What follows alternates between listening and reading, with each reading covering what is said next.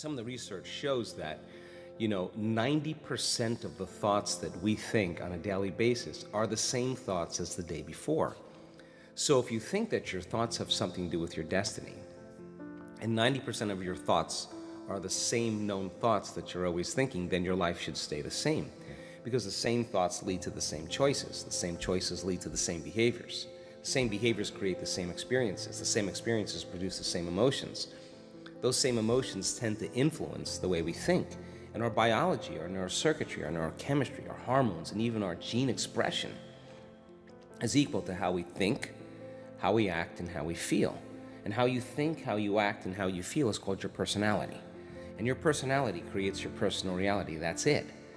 So then it makes sense then, if you want to create a new personal reality, a new life, you're going to have to change your personality. And you got to start thinking about what you've been thinking about and change it. You got to become aware of your unconscious habits and behaviors, even how you speak. Then you have to look at the emotions that you live by every single day and decide, do these emotions belong in my future? So many people try to create a new life as the same person. In order to create a new personal reality, you got to change your personality. So the principle in neuroscience says that nerve cells that fire together wire together, thinking the same way, making the same choices, demonstrating the same actions, creating the same experiences that stamp the same networks of neurons into the same patterns, all for the familiar feeling called you. And you do that for 10 years in a row, well, you're going to hardwire your brain into a very finite signature because you're firing and wiring that way. And that box in the brain, that becomes our personality, becomes our identity. And by the time we're 35 years old, for the most part, we've done something so many times that the body now knows how to do it as well as the mind, and that's a habit. So we have these unconscious programs of behaviors, automatic habits, redundant emotional reactions, hardwired beliefs, perceptions, attitudes that function just like a computer program. You press go and it runs automatically. So then when it comes time to change, thinking positively is going to do nothing, because your body has been conditioned for the most part into a program in the past.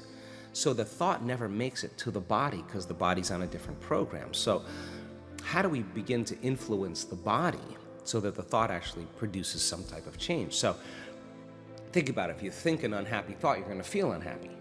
If you think you're a failure, you're going to feel like a failure. Once you feel like a failure, you're going to think you're a failure.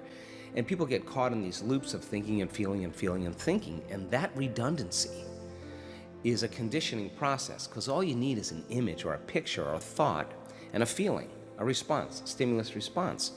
And so the people tend to condition their brain and body into the past. And so when it comes time to change, you got to leave that familiar territory.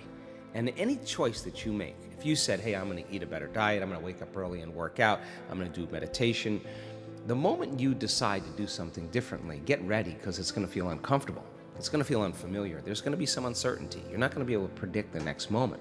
That means you've left your known biology and you're stepping into the unknown. Now, theoretically, that sounds great, but if the body has been conditioned into a familiar feeling, it's in the known. The moment you take it outside the familiarity, it wants to go back to where it's comfortable. So the body starts influencing the mind, and this is where people say, why don't you start your diet tomorrow? Oh, why don't you start working out this evening? You're really never going to change. You're too tired. You have a headache. This doesn't feel right. And this is where people talk themselves out of it, because if they respond to that thought leads to the same choice, which leads to the same behavior, creates the same experience, produces the same feeling, and then they say, this feels right. No, that feels familiar. So going from one state of mind and body to another state of mind and body, you got to cross a river. And the hardest part about change is not making the same choice as you did the day before. Now, once people understand that they're going to be uncomfortable, then the question is, what thoughts do you want to fire and wire in your brain? What behaviors will you demonstrate in one day? And the act of closing your eyes and rehearsing who you're going to be when you open your eyes begins to install neurological hardware in your brain to look like you've already done it. Now the brain, which is typically a record of the past, now becomes a map to the future. And if you keep doing it, the hardware begins to become a software program, and you start behaving differently. And then if you can teach your body emotionally what the future will feel like, that means then you're not going to wait for your wealth to feel abundant, or your success to feel empowered, or your new relationship to feel love. In fact, the moment you start feeling abundant, you're generating wealth. The moment you start embracing empowerment, you're stepping towards your success. The moment you're in love with yourself and you're in love with life, you start creating equals in your life. Now that's causing an effect in your life.